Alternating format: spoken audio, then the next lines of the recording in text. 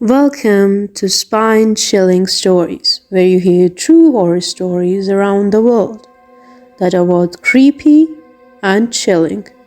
So let's dive in. A Skinwalker's Curse. The Rocky Mountain night stretched across the land, silent except for the distant howl of a coyote.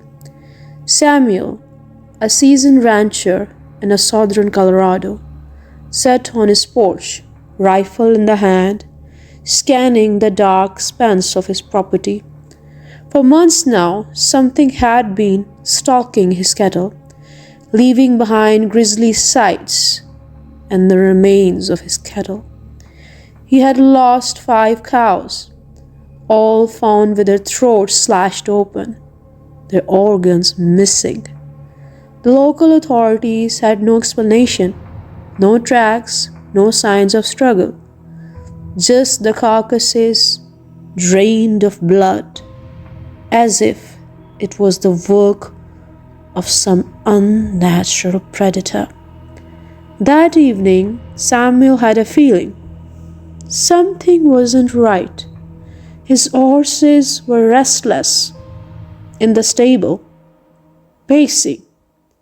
His border collie, the rusty golden retriever, growled at the darkness beyond the fence line, ears pinned back.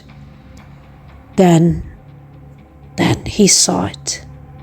Near the tree line, just beyond his posture, a tall, hunched figure stood in the moonlight. It had the shape of a wolf, but something was wrong. It wasn't right. It was deformed. It was too large. Its limbs too long, and its eyes, they weren't the eyes of an animal. They glowed, reflecting in the dim light like a molten lava. And they watched him with this unnatural intelligence. His breath hitched as the creature moved closer to the cattle. It gave off this unsteady yet disturbingly fast pace. Then it rose into its 2 hind legs. A cold wave of dread washed over Samuel. Wolves didn't do that. No animal does that. His hands trembled as he raised his rifle, heart hammering in his chest. He had hunted before, bears, mountain lions, even occasional coyotes, but never in his life has he ever seen something so unnatural.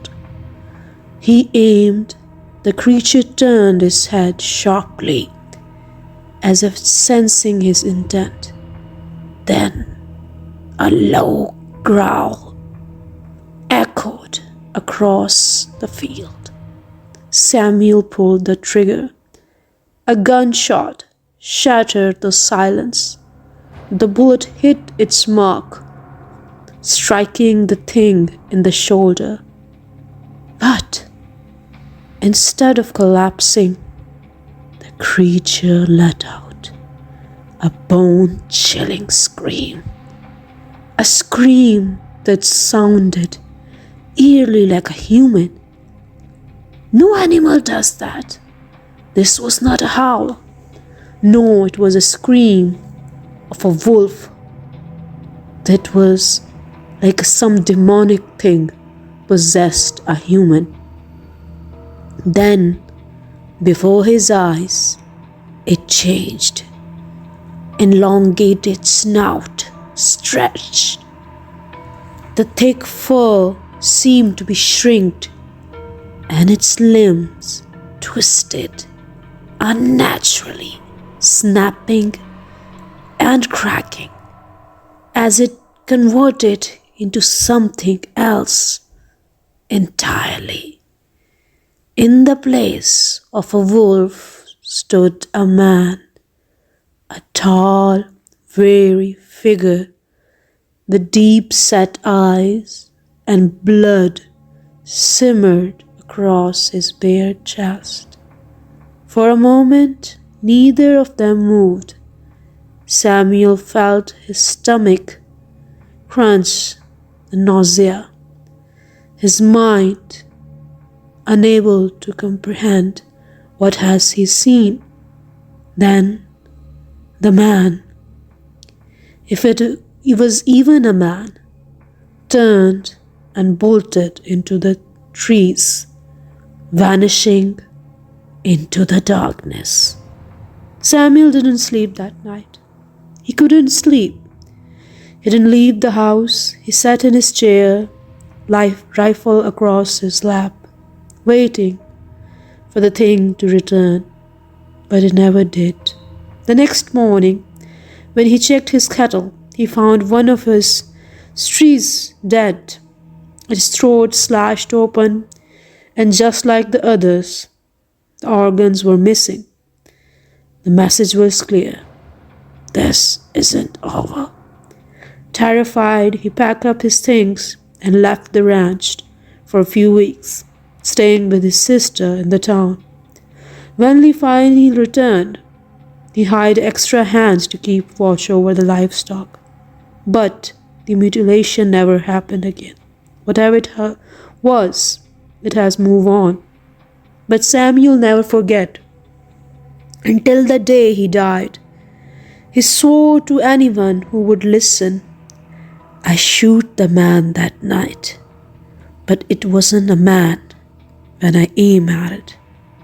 Even now, locals near Samuel's old ranch whisper about the thing that lurks into those pastures of darkness, that lurks the forest surrounding that range. Some claim it was a skinwalker, a shapeshifter of a Navajo legend. Others think it was something even older, something that was never meant to be seen. But one thing is certain. Whatever Samuel encountered that night was not just a wild animal. And in the shadows of Colorado, wildness, maybe, just maybe, it is still out there, waiting for its next prey to come and devour it. For more stories like this, please keep listening to the spine-chilling stories.